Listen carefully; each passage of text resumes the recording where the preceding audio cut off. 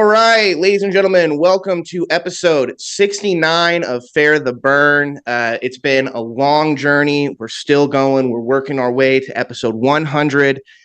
And today I have someone with me that if you would have told me at the beginning of this process that I would be interviewing this man today, I would have called a mental institution and told you that you need a straitjacket and you need help like psychologically.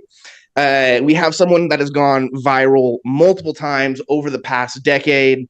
One of the original car rappers that everyone's doing on YouTube nowadays, and one of my favorite artists of all time. Ladies and gentlemen, please help me welcome JZAC. Walking all night, and I know that you say that. Need to make music more like JZAC. People don't listen because you know that they hate rap. But give me that replay, I need that playback. Walking all night, and I know that you say that. Need to make music more like JZAC. People don't listen because you know that they hate rap.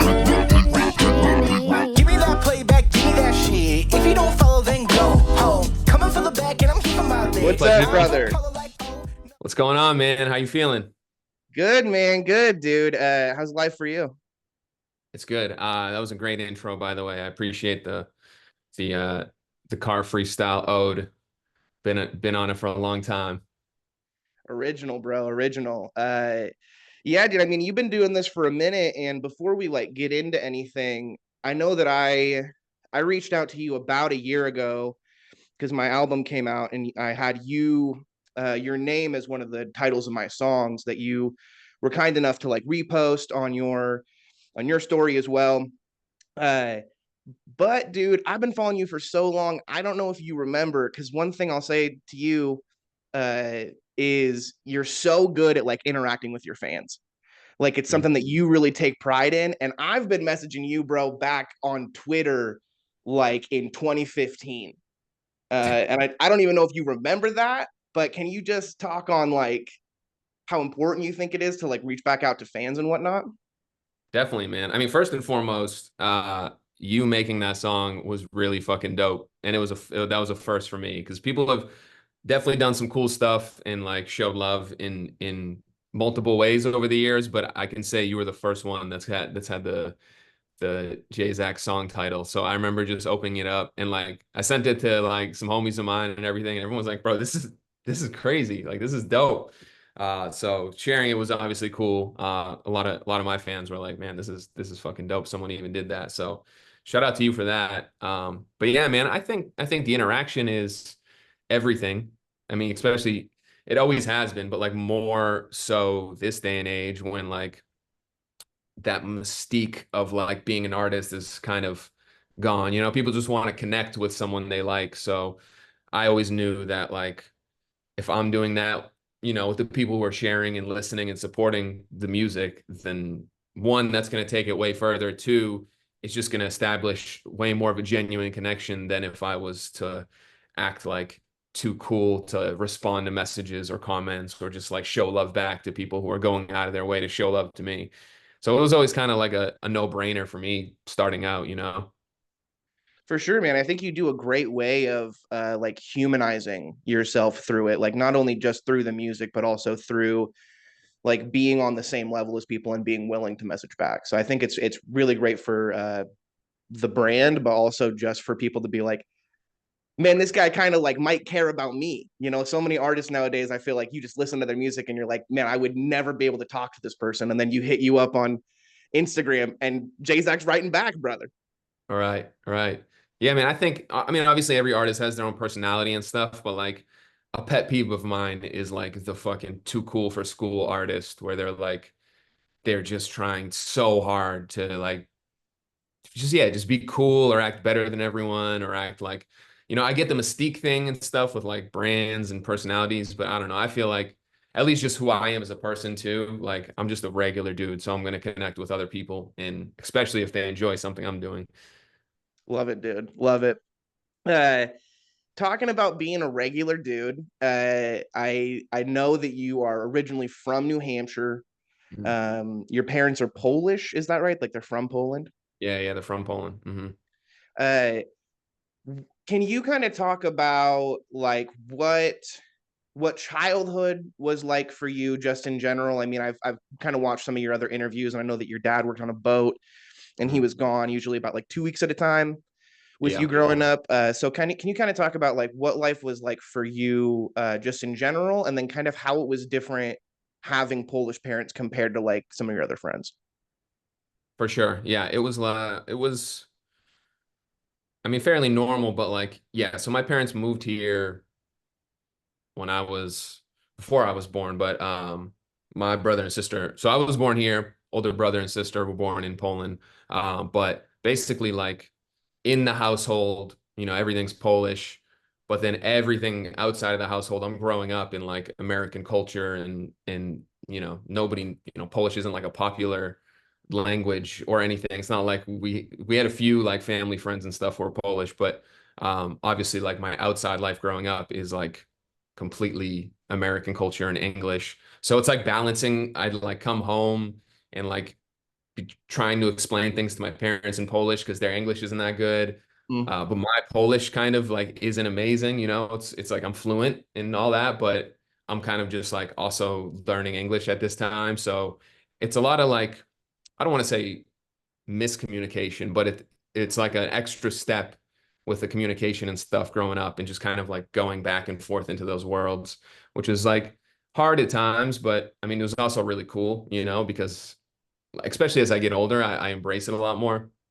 But I don't know if I was embarrassed about it as a kid, but I think I was just more quiet. So I knew when people like knew we were Polish and stuff, it'd be like a lot of attention on me, like, Mm. oh, say something, say this, say this. And then like the class would kind of like turn to me because there was like, three other kids maybe in the class that spoke another language, if that. So I was like the kid who the attention was on in that aspect. So it was a little weird, but it was cool. Yeah, man. We had like different, completely different personalities as kids. I had a foreign exchange student from Pakistan, and she Mhm. came into my second grade class and like kind of taught us about some of the language and then some of the dancing and some of the food.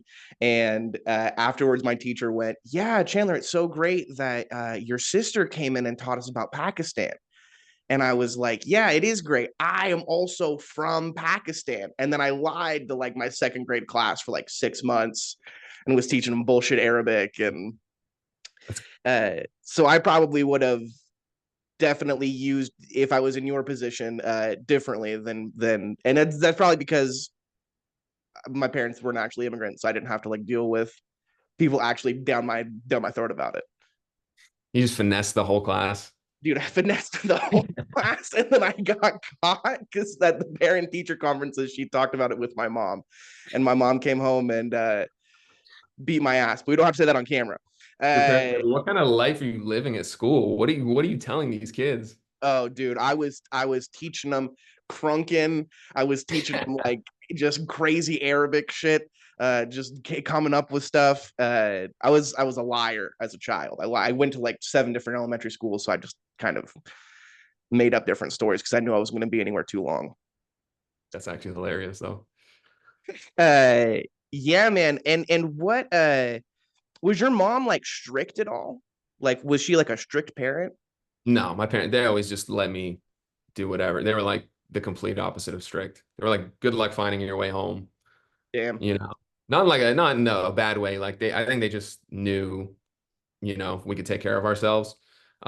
Maybe they stretched it a bit too much at times, but like they always just had full trust, And I feel like it was probably a little different, from like growing up then. It was kind of just like you had your friends in the neighborhood and like parents cared less in general. Like everyone was just running around together, just get home not too late before it's like super dark out and, check in here and there. But overall, it was like I felt like I was kind of just living in my own world. Yeah, yeah, that's fair. That's fair. And definitely, I mean, the world has definitely changed over the course of the last like 20 years. So I feel Right. that for sure. Uh, I heard on another podcast that you were worried about your parents finding out that you were a musician because you studied marketing in college, Yeah. Hmm. and you were worried for them to find out, but your dad was actually like super jazzed about it because he was a big like he's a big like music head. Yeah. I think they were both pretty, they were like happy. They were both happy, I'd say. Yeah. My dad's a big music guy. So he was always super supportive of it. I think I was more so worried that I was like, hey, this is going to be my career, with like absolutely Right. no backing proof. I had like five fans. I was like, I'm going to do this as a job. They're like, you're 3 years in college. What do you mean you're just going to do this as a job? I was like, I'll figure it out. So I think that was the worry. But like the actual music itself, they were happy. They were like, where did this talent come from? Like you never did anything growing up like this. And I just came home from college one year and was like handed my dad a mixtape CD and he was like, what the fuck? Like, damn, dude, Jerry's spitting out here. Yeah. He like Uh, didn't he like doesn't fully understand, rap just because it's like fast paced and his English isn't great, but he's a big music guy, so he understands like feeling and he was like, this is really cool. hell yeah. What kind of music like did you grow up on from your parents? My dad listened to a lot of like oldies. I don't know why. I just have like very specific memories of him having the CD by the Police, Mm, um, and like uh AC/DC and like Van Halen and random just like rock bands. But he's so like just listens to so many genres, which I kind of realized recently last time he visited me because my girlfriend is from Mexico. Her family's like all Mexican, and they played this random song in Spanish, and he just knew like every word in Spanish. And I was like, damn. "How do you know this?" He's like, "What do you mean? I love this song. I've known this since 1987." I was like, "This guy's." I didn't give him enough credit. His music knowledge is vast. Well, and he's learning different languages, brother. Yeah, and he's out here. Insane. Man, I don't know. I'm from Idaho, Hmm. and not necessarily that I am dead set on pursuing rap as a career. I mean, I love to rap, I love to spit, but I understand like how hard it is to be fully independent and make it. And especially, I mean, I think that you can definitely relate to this of we are both from places where doing things in entertainment isn't the norm. Like it's not a common way out. What was that kind of like for you being in New Hampshire and being like, I'm gonna go try to be a rapper?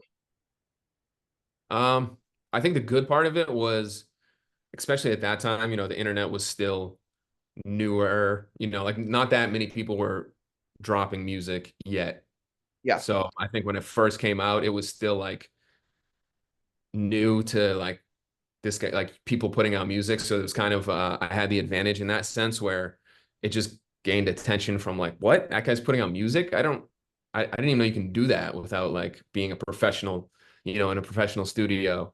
Mm. Um, so that helped like initially just to like get eyeballs.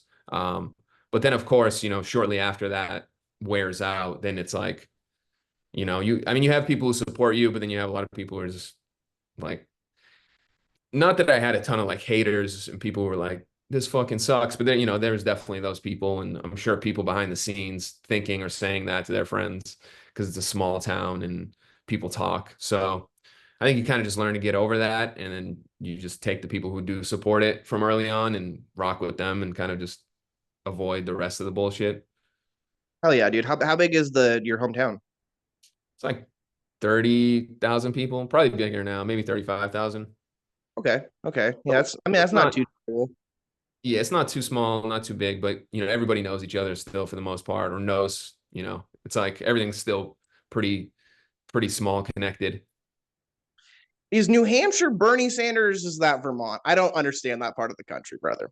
It's Vermont, but it's all so close to each other that like it could damn near be New Hampshire. Like where I live is like 15 minutes from Massachusetts. I'm like on the border of Massachusetts. And then it's like probably an hour and a half to Vermont, an hour to Maine, 2 hours to Connecticut. So everything is just a stone's throw away, or whatever the saying is.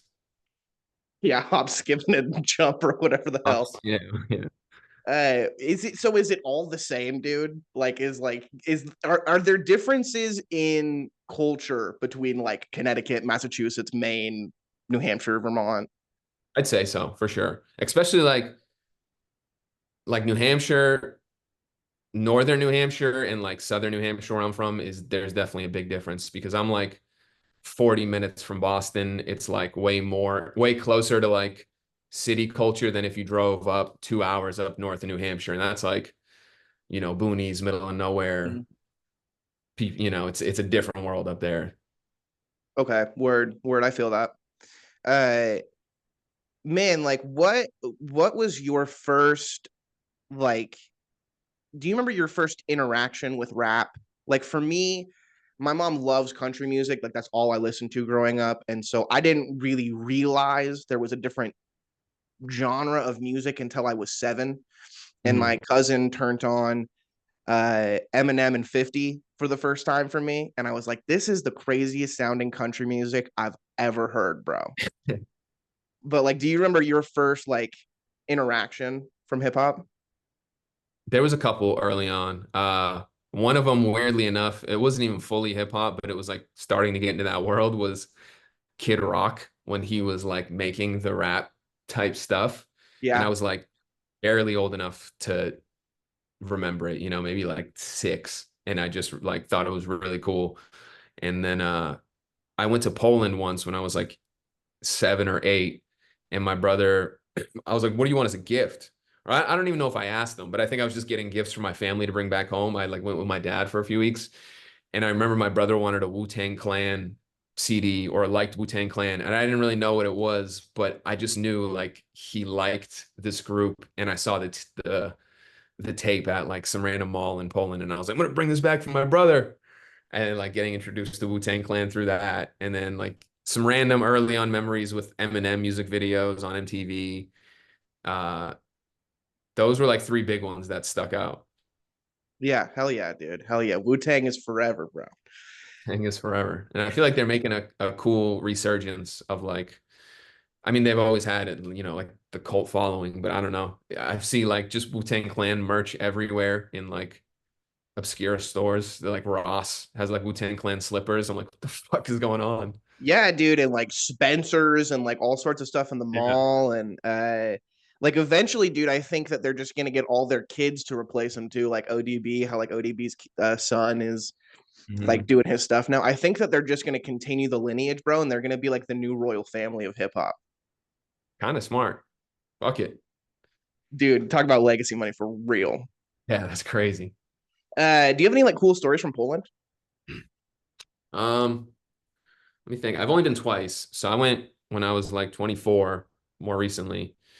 Uh, but let me think. I mean, I think it was just cool. Like, I don't see my family too often. So just like meeting everyone for the first time as an adult was pretty crazy. I like 4 uncles all drinking vodka, just like passing it around, like just parties and that type of stuff was like surreal because my family is basically the only like my parents are the only family that moved to the US. So I have one other cousin here and that's it. So like our Christmases, holidays and stuff are always super small. It's like 6 people. And I always remember friends growing up and having these gigantic family Christmas parties and stuff. And I was like, I want to know what this feels like. Yeah. It's like 25, 30, 40 people that are all related, just like having a great time.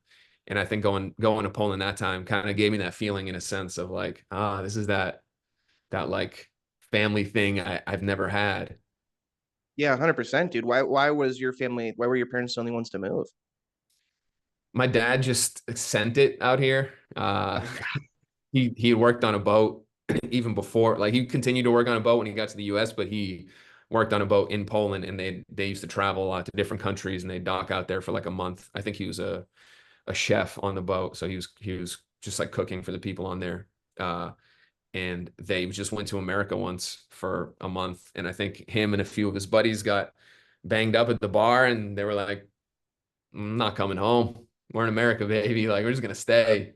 Wow. Mom was like had the 2 kids in Poland, like he had a whole life there, and but Poland was still communist at the time, and I think it was just like it wasn't the greatest place to live. And I think my dad was like the American dream. It was so just like idolized, I guess. So he saw his opportunity to stay, and he kind of just on a whim did it, and then got my mom over here. But it took a couple of years, and yeah, they basically had to restart out of nowhere. It wasn't like a planned thing where they like went into it ahead of time and we're like, we're gonna save up this money, we're gonna move here in like 4 years. When this happens, it was just like my mom getting a phone call from my dad being like, hey, so I moved to America. I'm gonna get you out here. Hang tight. And she was like, what the fuck?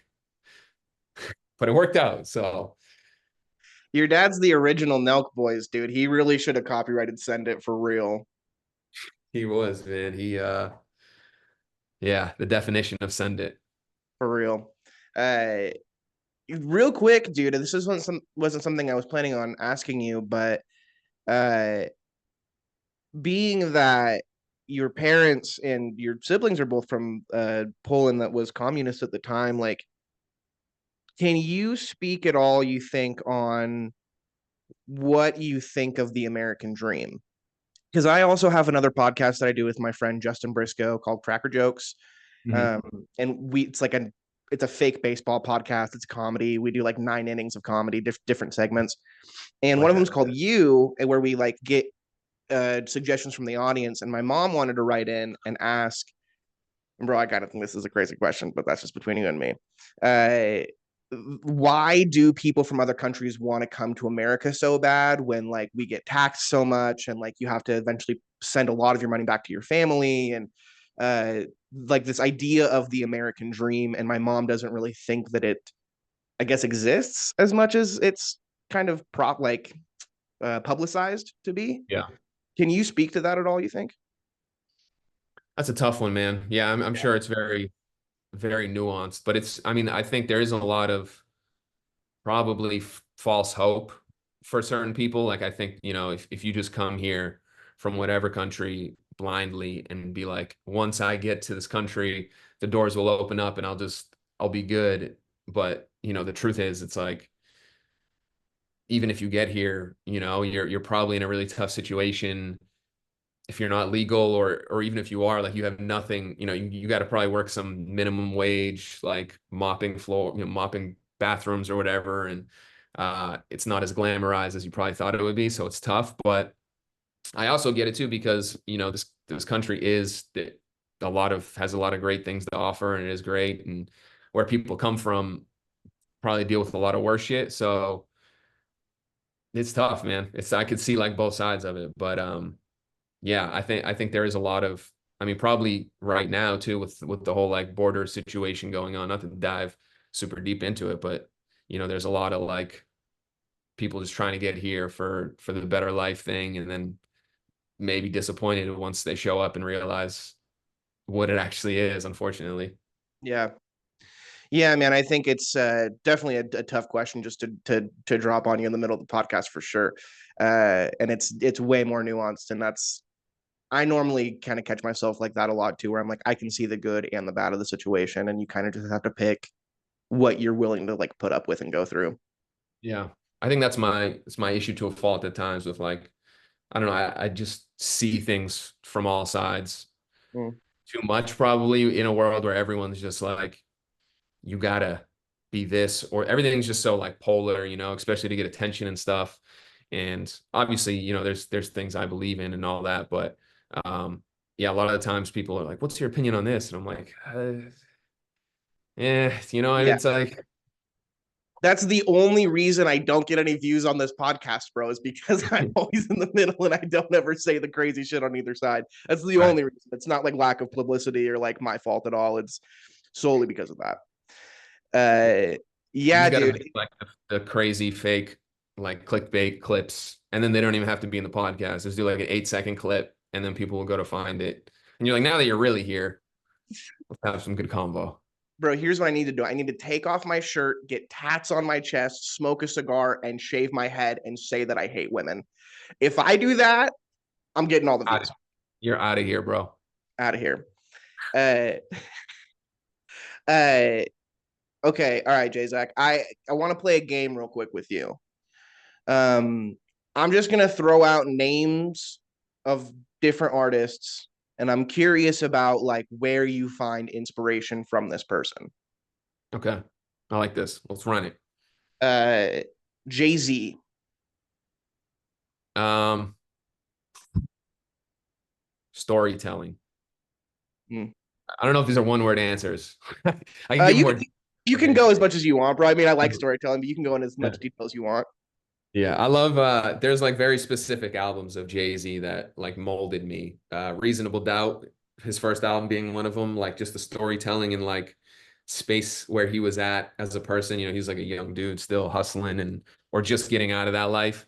And the songs on that are crazy. And like the Black album, his retirement album, quote unquote, like I don't know, just the way he words things and like the poetry. He has a weird way of like he has like a strange cadence kind of that's not normal that I like that throws some people off. I've noticed, you know, they're like, I don't like the way he rhymes. It's like sideways, or I don't know how to explain it exactly, but it's not, it doesn't like fall in line perfectly. But that always just make me, I don't know, like him a lot and like hear what he says a little differently. Dude, that's the best way I've ever heard to describe how Jay-Z raps is sideways, dude, 100%. Because sometimes it doesn't make sense. You hear something, you're like, that's not supposed to work, but he makes it work so well. That's like a true master of the craft. Absolutely. I feel that a little bit about Kendrick too. I think that sometimes it like I don't even understand how I have a hard time memorizing Kendrick songs at times because I don't understand how it works. Yeah, he does that really well. Nas. Nas, I should have saved the storytelling for Nas because he's like actually, I think maybe the greatest storytelling songs in hip hop ever. Like he has that one, it's called Rewind, where he just tells a whole story backwards. Mm. It's like I don't know if you ever heard it, but it's insane. Like it's mind blowing still. I'll put it on from time to time just to like, get inspired. I'm like, this dude, this is unreal. Yeah, I love It Was Written. Hmm. Uh, it's a hell of an album. Nostradamus. I don't think I've heard Rewind. I don't know what album that's off of, but yeah, I'll definitely have to go through. And you got to throw Illmatic out there too. I mean, one of the greatest albums ever made. Yeah, that was one of my favorites early on in like high school at some point. I think that's when I discovered it and I was like, this is insane. And he was like 19 when he wrote it, which is That's crazy. fucking insane. Like how's your mind that developed at 19? Bro, that doesn't make any sense. Some Uh, people they just got it. for real, dude. Talking about someone who's got it from when they were young, Wayne. Yeah. Dude, Wayne was like 11 flying in helicopters into stadiums with cash money. Like he was just literally born for this. Uh, do you have any inspiration from him, like as far as writing goes? Yeah, I think I mean so much, but I would say the consistency of just rapping, putting stuff out, like just sharpening the pen, like in his prime specifically when he was dropping all those mixtapes and stuff, it was undeniable. He would just keep putting out shit and he was like so on top of it. And you're like, he can't keep doing this. And he would just put out another one and do it again and do it again. And it's like, damn, it was just so fly how he was just dropping so much music and like the punchlines and stuff specifically were always just even if they weren't like the craziest sometimes, but they were just humorous or like witty or like Jesus, you would just say some dumb shit. You're like, man, that's funny as hell. Like, Yeah, yeah, 100%. I mean, it kind of reminds me of I don't know how familiar you are with La Russell right now. mhm. He's a dude out of Vallejo, and he wants to drop 81 albums. And it kind of reminds me of that, like Wayne stretch, kind of in the mid 2000s. Kind of reminds me of what Russell's doing right now, like just dropping them all the time. Yeah, yeah. I follow Russell. I'll like randomly see posts, and he's like, new album next week, and I was like, wait, you just dropped one 3 weeks ago? And he's like, we cooked it up last night. And I'm like, God damn. Dope on the beat. Uh, Lupe Fiasco. Oof. He was like the first artist I like really studied, I think, as Mm. I don't want to say adult because I was still like middle school, high school, but like as as your brain develops more, you start just listening to music a little differently and like in like the lyrical realm, he made me like dive super deep into the meaning of lyrics and like double entendres and stuff. I used to be on like different forums on the internet researching. There'd be like forums of like lyric breakdowns before Genius, and people would talk about Lupe Fiasco lyrics. and I would just like read them all and study it and be like, damn, I didn't even know this meant this, but it was really just like a callback to this song when he said this, and he was doing that shit on the next level, man. Yeah, man, I think he's someone. I mean, looking at your artist page, I'm pretty much just taking the inspirations that you have off of that. And he was one that I was like, man, I'm glad that you fuck with him because I think Lupe doesn't ever get enough credit for like what he did for rap. Yeah. No, he had a crazy run. Um, not to do comparisons, but like, the Kendrick kind of holds the throne, but like, a lot of people were like he was like the original Kendrick, which is a kind of weird thing to say, but like before, the blog era artists and all that, he was like the chosen one for a while. And obviously, I think he dealt with a lot of shit with maybe his label and trying to change his music and stuff. It was kind of a different era then, but I mean, I'm sure he's still making incredible music. I don't listen to like everything he puts out now, but I'll still tune in, as much as I can. And I'm like, this, his pen is so sharp. He might be one of the best rappers ever still. Like he'll just put out a 12-minute song of just bars with like quadruple entendres in every line. And I'm like, Yeah, fuck. yeah, dude, it's not fair. It's not fair. Uh, yeah, I think we got three. I mean, probably all like honestly, this list, bro, probably we could put the top five lyricists of all time: Jay Z, Nas, Wayne, Lupe. And talking about comparisons, Eminem. What are Mm. your inspirations from him, and do you ever get compared to Eminem simply because you're a white rapper? Yeah. I think it's the white rapper comparisons evolve with whoever's the hottest at the moment, but like to a maybe to a more lesser hip hop fan, somebody who just casually listens and they see a white guy and they go, "Oh, this Eminem guy." For better or worse, sometimes they'll be like, "Dude, you're so dope. You're like Eminem." Or then, you have like a negative comment that's like, "Oh, we're tired of these fucking Eminem wannabes" or some shit. And I'm like, "All right." But I feel like if you listen to music actively, you're not your white rapper comparison isn't going to be Eminem to me anymore. At this, it just people just say whoever is like it'll be Jack Harlow now, because Jack Harlow is like the biggest white rapper at the moment. But before that, they were like, oh, G-Eazy Or or Mac Miller? Mac Miller, Macklemore. It's like, all right, we get it. Oh, watch out! It's Token coming through, everybody. You know? Yeah, man. I mean, that was that list. I also have a top four of. I don't want to make you do this, so I decided to do it of my favorite songs of yours. Oh, okay. If I can give those to you and just have you give me just a little bit, like if you remember making it, kind of like if this song means anything to you. Yeah, let's Uh, run it. the first one, dude, is the first song that I remember listening to you from you. I have to because it's just the nostalgia and the original, and that should have been a Globetrotter. Damn, great pick. That was that was like one of the first probably viral songs I think I ever had that like caught some traction. I want to say I had like maybe one or two videos before it kind of make its way around the internet, but they might have been freestyles to like, a popular beat or something. And then I kind of remembered at the time being like, okay, what if I do that, but to my own song? And then, I can put it on Spotify and stuff or iTunes at the time. And Yeah. yeah, we just sampled the Globetrotter theme song and dropped it. And then I spun a basketball on my finger and like the original video and rapped the verse, and it just went super viral for the time being. It was like getting posted on all these random Twitter pages, like the meme Twitter pages, and none of them were crediting me. And I was so mad at the time because I'm like, the fuck is my credit? Like my song's blowing up and people don't know where to find me. Yeah, dude. Yeah, I feel like that's everybody who goes viral is they're just getting their content stolen. Yeah. But you're Uh, also happy it's like making its way around the internet too. So it's like a bittersweet anger because you're like, oh, but it does have a million views. But give me my credit. yeah, yeah, for real. Dude, I literally in high school, I used to walk around and just go, bet it's going down, bet it's going down. Dude, I used to do that all the time. That's great. Uh, don't fuck it up. Don't fuck it up. I like that song a lot. That's probably one of my latest favorites just within the last like year or so. But I put that song out not thinking much of it. Like some songs I have like high personal expectations. I never know what the fuck's gonna happen at the end of the day when the song comes out, but I have like my personal, okay, I think this one's gonna go, or I think this one will be cool, but like I don't know. Maybe just a certain crowd of people will like it.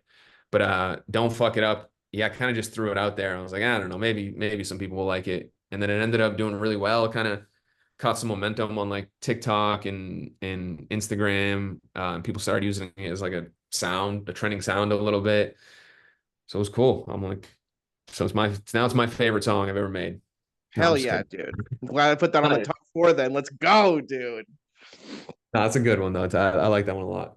I study theater in college, so I do like a lot of stage acting.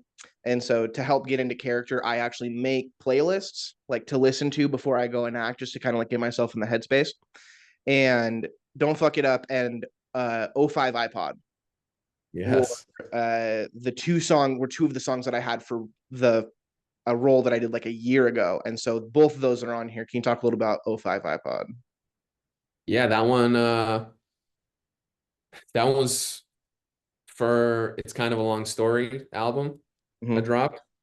Another gem. A good friend of mine, Bouvet, actually produced it. I remember he was just sending me like packs of beats for the album at the time, and it was just that reoccurring vocal sample, and I was like, this is fucking crazy. And he was like, please have it. And I cooked it up, threw it on the album, and then uh yeah, man, just a good jam. Great jam, dude. And one more off of that album is Rerun that I Mm. really love. That's cool because that one's kind of from my like experience is kind of slept on, but the people who really like it like love it. Like I have certain people reach out from time to time. They're like, bro, Rerun is the theme song to my life. Like I play this every day. I needed this. Thank you so much. And I'm like, oh shit. So the people that it's hitting, it's like hitting hard, which is cool, which means like not every song is going to be the biggest song, but like every song serves its own purpose. That's kind of the lesson I learned with that one. 100%, man. And there was definitely a point in my life that I needed that song too, like bad. And on top of that, just I don't know when you're out in LA, yeah, is that right? Yeah, San Diego now, but yeah, I was out in LA for 4 years. Hell yeah. And I don't know like when you moved there, but that song to me just has such like a West Coast feel to it that I think it just I love West Coast music, and so just the vibe of it and what it's about, I've personally really needed that song. So those are my top four JZAC songs of all time. It's a great list. I can get behind it. Now, bro, we have maybe 10-15 minutes. I would like to talk to you about your beliefs, but I want to do a little wrestling talk before we get into that. Let's do Uh, it. uh, you are on record. Do you know what you're on record of your favorite wrestler of all time being? Because you are on the record as having said this Was it from like Shawn 11 Michaels? years ago. Shawn Michaels? Absolutely. Shawn Let's go. Michaels. Still got it. Still got it. Can you give me like a top four though? So like Shawn Michaels, and then can you give me like three others that you just loved growing up? Yeah, Shawn Michaels was like the first one when I was like super young, I remember. And then Stone Cold obviously was like an OG. I'd probably say that Shawn Michaels, Stone Cold, The Undertaker, and I'm gonna throw in this crazy plot twist, but there's this dude called Sabu, and he used to wrestle in this thing called ECW. I think he later moved to like WWE at some point, but wasn't as popular. But he was like, that's like the obscure pick that I used to like be obsessed with because my brother would show me. He'd be like, dude, you got to check out this guy Sabu. He's on a different network and it airs at 2 a.m. on the Spanish channel, but they'll fucking throw each other through like 30 tables and like light each other on fire or like hit each other with barbed wire bats and shit. And I'm like, this is insane. Dude, that's the only thing I remembered about ECW is that it was like, oh, this is like if WWE or WWF was like, we're gonna actually try to kill each other. They get as close as they could. Like dudes would definitely get hauled off on stretchers more often than not. Well, I think like Mick Foley was like originally ECW, wasn't he? Yeah, I think he had spent some time there. Because he was close with this dude Terry Funk, and I think they kind of came up in the same circuit, and they were really into that like hardcore wrestling scene. Like, let's just hurt each other as bad as possible for the fans' entertainment, which carried into the WWE, which he'd get like used to get manhandled and banged up. And like I don't know what his uh stat sheet of like broken bones is, but I know it's insane and like injuries. He's like, yeah, I've broken like 48 bones, like done. It's just like the rap sheet just keeps going. And I'm like, you've taken so many beatings, dude. Out there looking like Jay-Z's Grammys, bro. Broken bones like Jay-Z's Grammys. That's a bar. uh SmackDown or Raw? Raw. Raw. Damn, dude, we're opposites. Why Raw? I think I think it was just it was on a little before SmackDown. It was like peak memories probably of watching it as a kid with my brother, and like they started Raw's War, and like it was like the birth of Undertaker and Kane and shit. And it was Mhm. like it was just a cool time in my life. But SmackDown was great too. I mean, they're both the SmackDown era where they started making like the video games, and it was like SmackDown and like Shut Your Mouth and Know Your Role, and it was The Rock always on the cover, like playing those games. Great Yeah, times. yeah. Simpler day. Uh yeah, man. Do you have like just last question here? Do you have like one wrestling memory that's like your favorite memory of all time? Or like anything that sticks out to you? Hmm. I remember this isn't really a great memory, but it was just one that forever lives in my head for some reason. But do you know the wrestler Owen Hart? And Absolutely, he absolutely. Yeah. so he died obviously like during the match flying in, which is super sad and Hmm. tragic. But I remember being a kid and we would never like my parents wouldn't order the pay-per-views for us. Like I don't know if we just didn't have the money or they just didn't know how, whatever. But there was a channel where you can watch and listen to it where it'd be like scrambled on the TV and you can kind of make out what was going on. And I remember my brother like we were watching the pay-per-view, we're trying to kind of just through the scrambled channel and he had left because he had to go do something and I was just like by myself. And I remember like watching it on this fucking completely static TV of like everything unfolding. And I was a kid and I'm like, I don't know what's happening. Is this real? Is this part of the show? I'm like confused. And like my brother comes back and I'm trying to explain it to him, but I'm also just a kid, like, I'm super young at the time. So he's like, what the fuck are you talking about? It was just such a vivid memory that like I'll never forget. Wow. Wow, dude, that's crazy. God, Jerry, you're old, man. You're old, bro. I'm unk now. Real unk for real. All right, man. Before I send you out of here, I'm just kind of curious. This is like one of the main reasons why we started this podcast. Um, I just am curious about what you believe about like God, and if you think that like we have a purpose or like why we're here. It's a tough question. I don't know if I have a very specific answer. I feel like we have a purpose, you know. Certain days, I guess when you're in your low stages, life tests you, maybe makes you feel the opposite. But I think overall you got a purpose. I don't know the intricacies of it. Sometimes it's almost for me personally like too much to try to fathom. I feel like the existential dread when I like go deep into the thought of it. But I'm like, all right, all I know is I'm just gonna do good, move with the best intentions, be the best person I can be, and like the rest will figure itself out.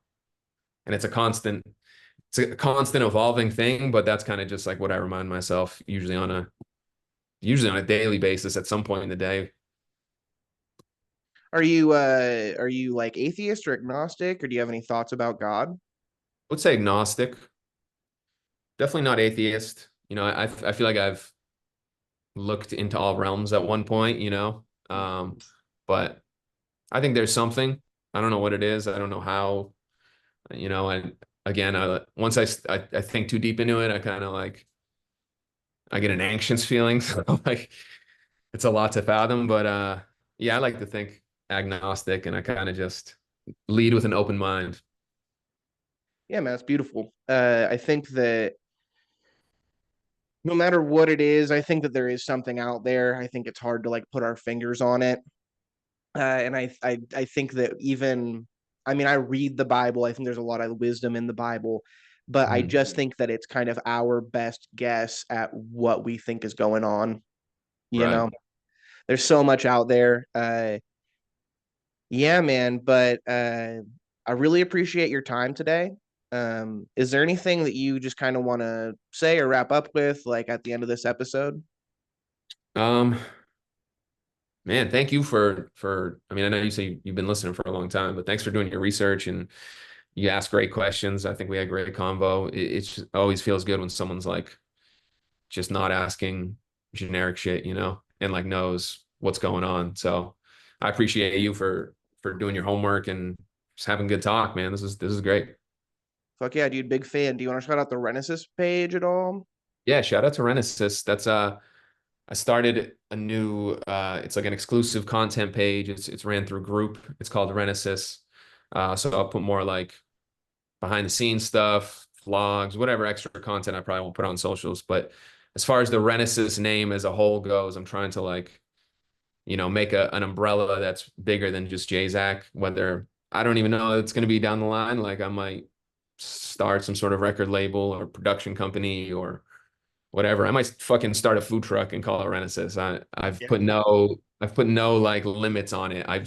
It's a name I like, and that's always stuck with me. And I'm like, I want to just start at least slowly implementing it into my brand and building it up. So down the line, people like can kind of get behind it and just something else to represent that's not like everything's JZAC, everything's just like directly on me.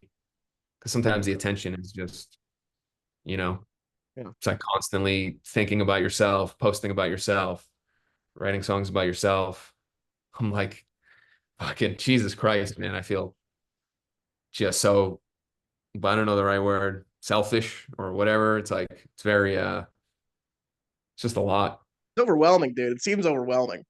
Yeah, because I'm not like an attention seeking person. I love to share music and obviously like I enjoy it. I'd be lying if I said I didn't, but especially in this day and age with like constantly posting content and all that stuff, it's just like you have to be so everything has to be so about you all the time. Where I'm like, where I look in the mirror at the end of the day, I'm like fucking sick of myself. Like I want to do some shit that's not like that I'm not the face of. I don't know. Dude, I've watched like 70 videos of myself just today making content. I can't, dude. I can't.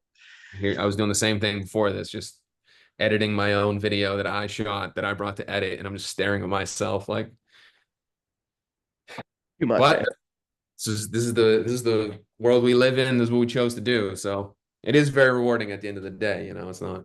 100, dude. 100. And I just want to say shout out to Renaissance too. If you want to go, you can support for free or you can support for $6 a month. Yeah. And I am going to do that soon once I get paid. Because I really want to get into the vault, dude. That's like the number one thing that I want to get into is the vault. Yes. You got some songs up there already, and then I'm gonna be uploading some more stuff next week. So it'll just be a constant stream of random demos and shit that whether it comes out or not, I'm just gonna throw it up there and let the people who really want to hear it. Hell yeah. Well, yeah, man, thank you so much. I really appreciate it. And I mean, I'm honored that you did it. Like I said before the podcast, this is episode 69. Ladies and gentlemen, keep burning. You already know.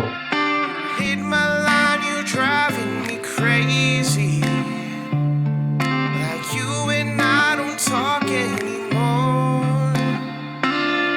It's past 3 and I don't know if lately I've been hearing knocks at my door. I'm thinking my Wi-Fi's an absurdist. It's got me waiting on Godot. It's past 4 and I've been up creating, writing, spreading so all alone. 'Cause I'm an absurdist.